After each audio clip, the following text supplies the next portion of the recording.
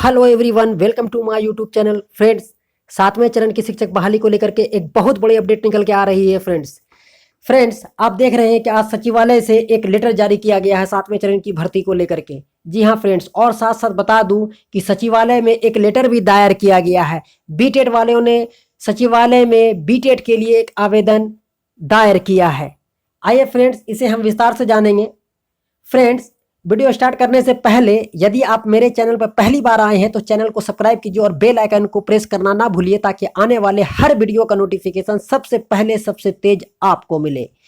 Friends, जैसा कि आप स्क्रीन पर देख रहे हैं कि इस वीडियो में हम 7वें चरण से संबंधित कई मुद्दों पर चर्चा करने वाले हैं। पहला, जो सचिवालय से लेटर जारी किया गया, और दूसरा जो सचिवालय में लेटर बीटेड वालों ने दायर किया, और दूसरा जो 7वें चरण से बहाली से संबंधित कौन कौन से डॉक्यूमेंट्स लगेंगे, डॉक्यूमेंट्स में यदि त्रुटि है तो क्या करें, मेधा अंकों की सूची कैसे बनेगी, वेटेज मिलेगा या नहीं मिलेगा, एज रिलैक्सेशन मिलेगा या नहीं मिलेगा, कट ऑफ कितना जाएगा, इनसे संबंधित कई मुद्दों पर हम विस्तार से चर्चा करने वाले हैं। तो आइए फ्रेंड्स, बिना देर किए हुए वीडियो को स्टार्ट करते हैं। फ्रेंड्स, ये देख रहे हैं, इसे मैं थोड़ा जूम कर देता हूं कि ये आज की तारीख है फ्रेंड्स, 10/6/2022 से आप देख सकते हैं फ्रेंड्स, 10/6/2022 सचिवालय से एक लेटर जारी किया गया है। इस लेटर के जारी होते ही मैंने एक वीडियो बना दिया हूं ऑलरेडी। यदि आपने नहीं देखा है तो इस वीडियो के डिस्क्रिप्शन में लिंक दे दूंगा, आप जा करके वो वीडियो देख सकते हैं। फ्रेंड्स, फिर भी मैं यहाँ पर चंद बातें बता दूं कि ये डीओ जो दिया गया है 7वें चरण की रिक्तियों को लेकर के दिया गया है। और खास बात फ्रेंड्स ये है कि ये लेटर डीओ और डीपीओ के लिए दिया गया निर्देश, जिला शिक्षा अधिकारी और जिला कार्यक्रम पदाधिकारी स्थापना को दिया गया है रिक्तियों को लेकर के, ताकि अपने अपने जिलों में रिक्तियों का सही आकलन करके सचिवालय में रिक्तियां भेजें, उनको दिया गया है। और खास बात बता दूं फ्रेंड्स कि इनमें 3 मुद्दों जो अहम हैं, जो हम लोगों के मन में चल रहा था कि खाली सेवानिवृत्ति, त्याग पत्र और सेवा मुक्त वाले का ही रिक्ति मांगा गया है। तो आज इस लेटर में जारी कर दिया गया है कि 6ठे चरण में जो भी रिक्तियां बची हैं वो रिक्तियां 7वें चरण के लिए भेजा जाए। ऐसा स्पष्ट लेटर में दर्शाया गया है कि जो भी 6ठे चरण में शेष रह गई हैं वो रिक्तियां भेजा जाए। दूसरा, जो सेवानिवृत्ति, स्थान पत्र और सेवा मुक्त के कारण जो भी रिक्तियां हैं वो भी भेजा जाए। और तीसरा नंबर आज क्लियर कर दिया गया है, आप देख सकते हैं फ्रेंड्स, मैं जूम कर देता हूं कि छात्र शिक्षक अनुपात में यदि शिक्षक पद की आवश्यकता है तो विद्यालयवार, नियोजन इकाईवार पदों का विवरण भेजिए।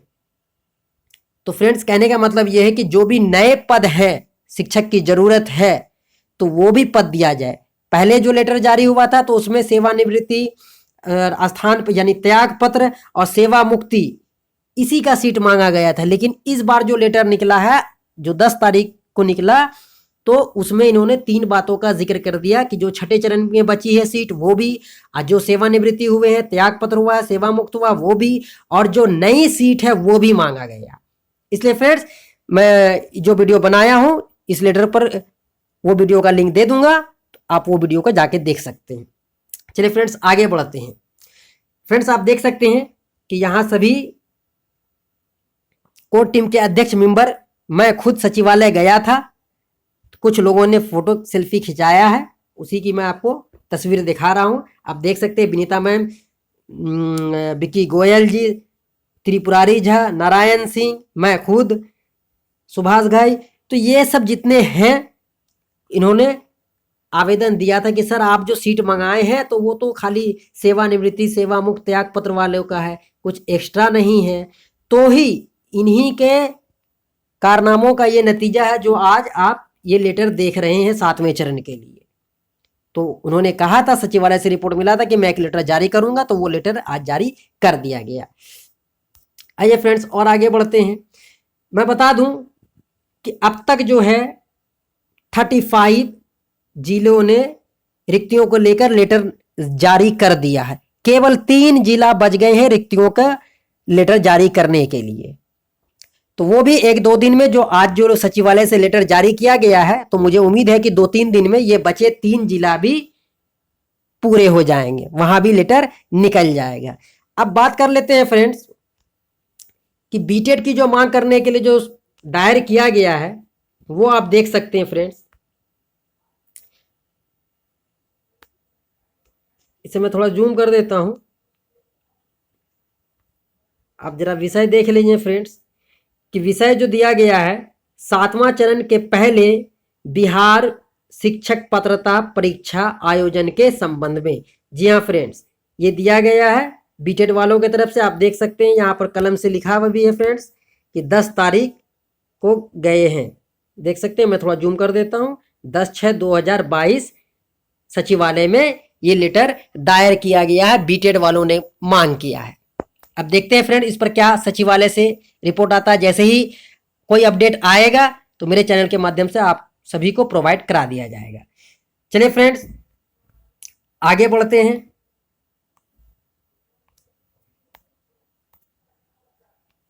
फ्रेंड्स हम बात कर लेते हैं कि कौन कौन सा डॉक्यूमेंट्स लगेंगे।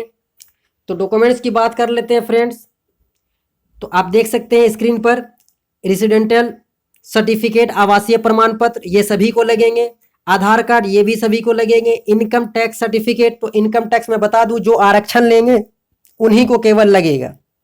जनरल वालों को आरक्षण नहीं लगेगा, सिर्फ कास्ट वालों को, मतलब कास्ट वालों को ही इनकम टैक्स सर्टिफिकेट लगेगा। ये आप समझ लीजिए। आय प्रमाण पत्र जो आरक्षण का लाभ लेंगे उन्हीं को लगेगा, जनरल वाले को आय प्रमाण पत्र नहीं लगेगा। कास्ट सर्टिफिकेट जिन पर जो लागू होता है, ओबीसी, एससी, एसटी, वो अपना बना लेंगे। ईडब्ल्यूएस जिन पर लागू होगा वो अपना ईडब्ल्यूएस का देंगे। डोमिसाइल ये तो रहेगा ही। पीएससी हैंडीकैप जो होंगे उनको वो अपना विकलांग का कोटि देना होगा सर्टिफिकेट। कैरेक्टर सर्टिफिकेट, ये कैरेक्टर सर्टिफिकेट मैं बता दूं एसपी ऑफिस से बनेगा। ये ज्वाइनिंग के समय आपको देना पड़ेगा, फिलहाल तो नहीं लगेगा, काउंसलिंग में भी नहीं लगेगा, लेकिन ज्वाइनिंग के समय आपको कैरेक्टर सर्टिफिकेट लगेगा बिफोर 6 मंथ पहले का। फोटो की बात कर लूं तो रंगीन फोटो बिफोर 6 मंथ पहले, 6 महीने के अंदर का रंगीन फोटो होना चाहिए, वो लगेगा। ईमेल आईडी ये तो सभी को लगेंगे, जब आप रजिस्ट्रेशन करेंगे तो ईमेल आईडी लगेगा ही लगेगा।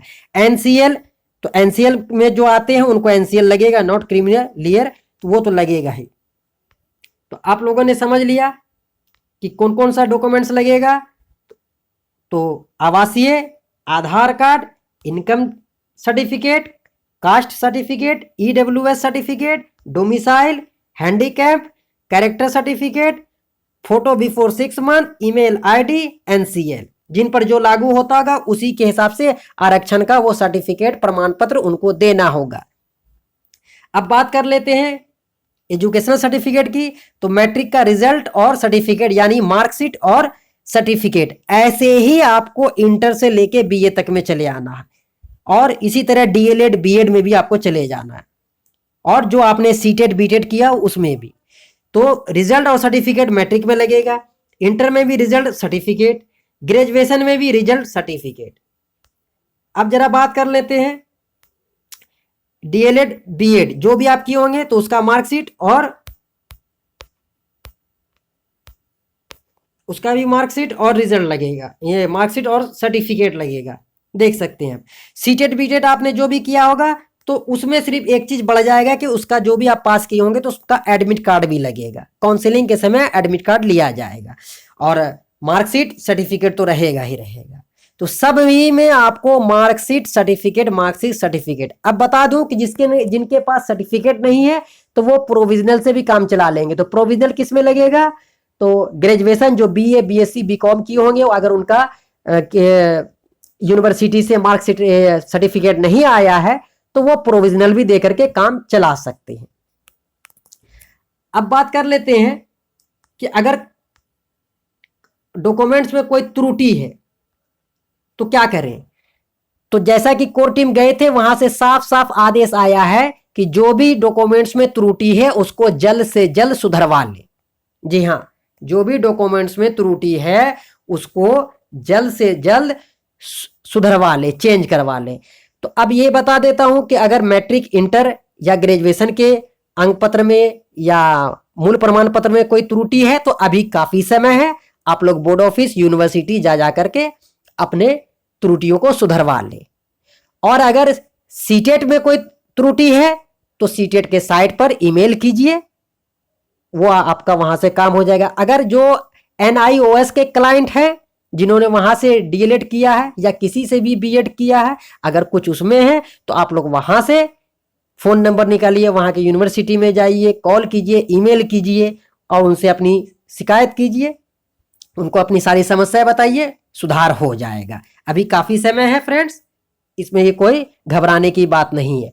और जैसा कि छठे चरण में मैंने बताया था सभी अभ्यर्थियों को, वैसा मैं सातवें चरण के भी अभ्यर्थियों को बता देता हूं कि अगर कुछ छोटे मोटे त्रुटियां एरर हो भी जाती है तो आपको एक एफिडेविट लगेगा, ठीक है। तो क्योंकि अगले छठे चरण में डॉक्टर रंजीत कुमार IAS जो थे उन्होंने एफिडेविट मांगा था, तो इस बार भी मांगा जाएगा। लेकिन इस बार दीपक कुमार सिंह ने अभी कहा कि अभी समय है, अभी आप लोग सुधरवा लें, जब बहाली का नियमावली आएगा तो उसमें फिर हम लोग जैसा होगा तब बताएंगे, लेकिन अभी रहते हुए समय आप लोग उसमें सुधरवाने का प्रयास कर ले, उन्होंने ऐसा स्पष्ट कहा है। इसलिए फ्रेंड्स अभी हम लोगों को उनके भरोसे ऐसे नहीं बैठ जाना है कि हाँ एफिडेविट तो लगेगा ही, काम मेरा चल ही जाएगा, नहीं। जो सुधार होने लायक है उसको आप लोग जल्द से जल्द सुधार करवा ले। जब नहीं सुधरेगा तो फिर बाद में हम लोग मांग उठाएंगे कि एफिडेविट से ही काम चलाया जाए, क्योंकि छठे चरण में एफिडेविट से ही काम चलाया गया था। थोड़े बहुत कुछ भी अगर त्रुटियां होंगे और मैट्रिक इंटर BA में कुछ भी है तो जल्द से जल्द बोर्ड यूनिवर्सिटी में जाकर के सुधरवा ले। और NIOS के जो क्लाइंट है बार बार कमेंट करते हैं कि मैं NIOS से डीएलएड किया हूं तो कैसे सुधार होगा, तो मैं बता दूं कि बिहार में जो भी था पटना में NIOS बोर्ड वो तो उड़ गया, आप डायरेक्ट दिल्ली में NIOS बोर्ड में ईमेल कीजिए, गूगल से नंबर लीजिए, तो वहां आप बातचीत करके अपना जो भी समस्याएं हैं रिजल्ट में, मार्कशीट में जो भी त्रुटियां हैं उनको बताइए, वो दूर हो जाएगा। चलिए फ्रेंड्स अब आगे बढ़ते हैं। मेधा अंकों की सूची कैसे बनेगी, तो साफ साफ शब्दों में कह दूं कि पहले तो दीपक कुमार जी ने कहा था कि हम लोग इसको ले रहे हैं, मेधा अंकों की सूची में थोड़ा सा चेंज करेंगे। तो चेंज क्या था, तो उन्होंने ये कहा था कि एकेडमिक जो है, एकेडमिक को 50 और 50 जो है सीटेड बीटेड को पकड़ रहे थे, सीटेड बीटेड। तो मैं बता दूं, फिर उन्होंने कहा कि ये रेशियो पर्याप्त नहीं लग रहा है, तो कुछ आगे उन्होंने कहा कि 80 और 20, 80 जो है ये सीटेड बीटेड का रहेगा और ये बोर्ड का रहेगा, मैट्रिक इंटर BA जो भी आप स्कूल कॉलेज से करें उसका रेशियो 20 रखेंगे। उसके बाद फिर उन्होंने अगले दिन जो कोर टीम गई उन्होंने पूछा कि सर वेटेज मिलेगा, तो उन्होंने कह दिया हाँ वेटेज मिलेगा। पहले नई शिक्षा नीति में वेटेज नहीं था, लेकिन इसमें उन्होंने कहा कि वेटेज देंगे। तो जब वेटेज देंगे तो इसका मतलब हो गया कि जो नियमावली छठे चरण में थी वही नियमावली तो इस चरण में भी होगी। जब वेटेज देंगे तो बात ही वहां पर खत्म हो गई। पहले तो लग रहा था कि वेटेज नहीं देंगे क्योंकि नई शिक्षा नीति में भी यह बात है, लेकिन अब उन्होंने कहा है कि वेटेज देंगे। लेकिन अब यह नहीं समझ में आ रहा है कि वो मेधा सूची कैसे बनाएंगे। तो मैं बता दूं कि छठे चरण में मेधा सूची कैसे बना था वो भी मैं आपको दिखा देता हूं। आप देख सकते हैं मेधा सूची NEP 2020 के अनुसार ये मैं बता रहा हूं, और ऐसा ही छठे चरण में भी बना था। इसे मैं थोड़ा जूम कर देता हूं तो आप देख लीजिए 1 to 5 के लिए मैट्रिक इंटर और जो DED BED जहां से भी किया है, मैट्रिक इंटर और ये ट्रेनिंग का प्रतिशत जोड़ा जाएगा कि मैट्रिक में कितना प्रतिशत लाया, इंटर में कितना प्रतिशत लाया और ट्रेनिंग में कितना प्रतिशत लाया, उसको जोड़ के 3 से आपको डिवाइड कर देना। मान लीजिए कि मैट्रिक में 60 है और 70% मान लीजिए इंटर में है और 80% मान लीजिए ट्रेनिंग में है। तो सबको जब आप जोड़ेंगे तो 8 7 15 15 6 21 210 हो गए। अब आप क्या करेंगे, इसको 3 से डिवाइड कर देंगे तो कितना निकल जाएगा 70। 70% आपका मैरिड बना, 70% आपका मैरिड बना। तो ये था 6 फेज में। और इस बार भी नियमावली जो 2020 की है उसमें भी ऐसा ही बताया गया, सिर्फ वेटेज को नियमावली 2020 में खत्म कर दिया गया है। लेकिन दीपक कुमार जी का कहना है कि वेटेज मिलेगा। तो जब वेटेज मिल गया तो सेम टू सेम तो छठे चरण की बहाली का ही मेधा सूची हो गया कि जिस तरह छठे चरण में मेधा सूची तैयार हुआ था वैसे ही सातवें चरण में भी होगा, क्योंकि आप वेटेज दे रहे हैं। जब वेटेज दे देंगे और इसी तरह से अगर आप मेधा सूची बनाते हैं तो समझ लीजिए कि छठे चरण का मेधा सूची और सातवें चरण का मेधा सूची बिल्कुल सेम हो जाएगा।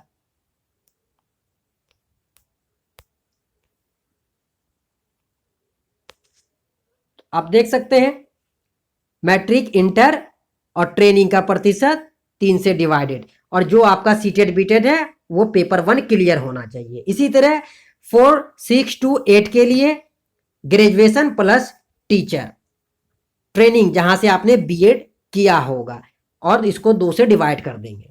और सीटेड या बीटेड का सेकेंड पेपर क्लियर होना चाहिए। ये हो गई। पहले ये था कि वेटेज मिलेगा कि नहीं, ये तो नोटिफिकेशन हमें देखना पड़ेगा वेटेज के लिए। लेकिन अभी भी इस पर कुछ संशय बना है, उन्होंने कहा है। तो हो सकता है कि जब वेटेज देंगे तो हो सकता है कि इस तरह नियमावली में मेधा सूची ना बनाए, कुछ और ही, जैसा उन्होंने पहले एकेडमिक और इसको पकड़ा था सीटेड बीटेड को। तो वो अब देखना पड़ेगा कि वो किस हिसाब से मेधा सूची का नियम तय करते हैं। लेकिन उन्होंने, दीपक कुमार जी ने कह दिया कि सीटेट में वेटेज मिलेगा। तो मुझे तो जो लगता है वो मैं अपनी बात बता दे रहा हूं कि जो छठे चरण में नियमावली थी मेधा सूची तैयार करने की वही हो जाएगा। अगर वेटेज मिलता है तो समझिए छठा चरण और सातवां चरण की मेधा सूची सेम रहेगी, बिल्कुल जैसे तैयार किया गया है छठे चरण में वैसे सातवां चरण में मेधा सूची तैयार हो रही है। तो दोनों की तो मेधा सूची तैयार करने का नियम तरीका एक ही हो गया ना, क्योंकि 2020 की भी नियमावली यही कहती है कि मैट्रिक का प्रतिशत, इंटर का प्रतिशत और ट्रेनिंग का प्रतिशत जोड़ करके उसको 3 से डिवाइडेड कर दीजिए। तो इस बार भी तो वो वही करने जा रहे हैं। लेकिन 2020 की नियमावली ये नहीं कहती है कि आप सीटेट में वेटेज दीजिए। लेकिन जब हमारे कोर टीम के अध्यक्ष मेंबर जो गए और विनीता मैम ने गए, तो विनीता मैम ने साफ पूछा कि सर क्या वेटेज मिलेगा इस बार। तो कहे हाँ हाँ वेटेज मिलेगा। 2-3 बार उन्होंने पूछा विनीता मैम ने, तो उन्होंने कहा कि हाँ वेटेज मिलेगा। तो जब वेटेज मिलेगा तो समझ लीजिए कि ये उसी तरह नियमावली तैयार हो रही है, मेधा सूची उसी तरह बनेगी जैसे छठे चरण में बना था। तो अफकोर्स साथियों आपके समझ में आ गया होगा कि मेधा सूची कैसे बनेगा, ये भी क्लियर हो गया होगा। यूं तो वैसे नोटिफिकेशन आएगा तो फिर मैं उस पर वीडियो अलग से बनाऊंगा ही। जो भी जब जैसे ही नियमावली और नोटिफिकेशन आता है सबसे पहले मेरे चैनल पर आपको उसका वीडियो देखने को अवश्य मिलेगा। इसलिए मैं बार बार कहता हूं कि मेरे चैनल को सब्सक्राइब कीजिए और बेल आइकन को प्रेस करना ना भूलिए, ताकि आने वाले हर वीडियो का नोटिफिकेशन सबसे पहले आपको मिले। तो ये जो त्रुटियां थी, अब मैं बात कर लेता हूं फ्रेंड्स इस पर कि वेटेज मिलेगा। ये तो क्लियर हो गया कि वेटेज मिलेगा ही, जैसा दीपक कुमार सिंह ने कहा। एज रिलैक्सेशन, उन्होंने कहा कि एज रिलैक्सेशन भी मिलेगा, लेकिन छठे चरण में जितना एज रिलैक्सेशन था उतना नहीं। जनरल वाले की मैं बात कर रहा हूं। बाकी कास्ट वाले का जो एज रिलैक्सेशन है वो तो वो मिलेगा ही। SC ST OBC को जितना मिलते आया वो तो मिलेगा, विकलांग को जितना आया वो मिलेगा ही। जनरल की मैं बात कर रहा हूं तो जनरल वाले को उतना नहीं मिलेगा, कुछ कम मिलेगा एज रिलैक्सेशन। कट ऑफ कितना जाएगा तो मैं बता दूं, जो मैंने अध्ययन किया है तो कट ऑफ जो है 55%, 55% ऑल कैंडिडेट का हो जाएगा। क्योंकि आपको मालूम है कि शिक्षा मंत्री ने हिंदुस्तान से वार्तालाप में, मैंने उस पर भी एक वीडियो बनाया, उसमें उन्होंने कह दिया कि 7वें चरण में 1.25 लाख टीचर की बहाली लेंगे। 1.25 लाख की बात करी है उन्होंने। तो जबकि मेरे चैनल के माध्यम से बार बार 1 लाख प्लस सीट की बहाली का मांग किया गया है, तो उन्होंने 1,25,00,000 सीट की बात करिए। अगर 1,25,000 सीट आती है तो मैं ये दावे के साथ कह सकता हूं कि ऑल कैंडिडेट 55% वाले जितने भी हैं उन सब का हो जाएगा, उन सब का हो जाएगा।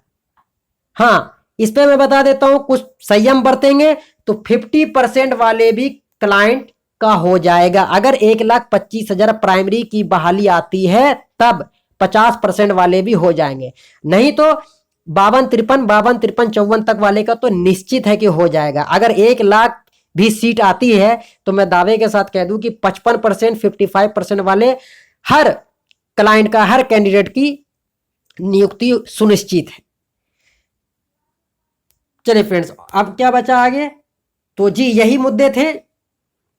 तो मुझे लगता है कि आपके जो भी डाउट्स है वो क्लियर हो गए।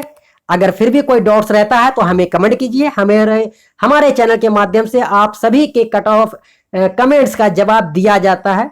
आपको देर सवेर मैं सबका रिप्लाई देता हूं। इसलिए फ्रेंड, जो भी आपके कुछ डाउट रह गए हो तो हमें कमेंट कीजिए, मैं आपके कमेंट्स का रिप्लाई अवश्य दूंगा। फ्रेंड्स, वीडियो थोड़ी लंबी हो गई होगी, इसके लिए माफी चाहता हूं, लेकिन ये वीडियो आपके लिए बहुत हेल्पफुल है और मैं बता दूं कि आगे भी आपको बहुत काम आएगा। इसलिए आप सभी लोग जिन्होंने अभी तक मेरे चैनल को सब्सक्राइब लाइक नहीं किया है तो जल्द से जल्द चैनल को सब्सक्राइब करें, और वीडियो अच्छा लगा हो तो लाइक करें और ज्यादा से ज्यादा शेयर करें, हर ग्रुप में करें। 7th फेज के अभ्यर्थियों का ही ये चैनल है। आप 7th फेज के अभ्यर्थियों का ये कर्तव्य बनता है कि इस चैनल को, इस वीडियो को हर अभ्यर्थियों तक पहुंचा दे, ताकि आपकी तरह सभी को जरूरत होगी। और आप ये कभी नहीं चाहेंगे कि आपके साथी संगी जितने भी कजिन हैं उनको तक ये जानकारी नहीं पहुंचे। आपकी सोच ऐसी नहीं होगी, आपकी सोच ऐसी होगी कि जो आपका भला हो तो आप दूसरे का भी भला करें, इसलिए आपका भी भला होगा। आप अगर अपने साथी को ये वीडियो शेयर करेंगे, पहुंचाएंगे, तो अगला साथी अगले को भी पहुंचाएगा। तो ज्ञान बांटने से ज्ञान बढ़ता है। आप भला करेंगे तो भगवान आपका भला करेगा। इसी के साथ मैं अपनी बात को समाप्त करता हूं। मिलता हूं फ्रेंड नेक्स्ट वीडियो में, तब तक के लिए थैंक यू।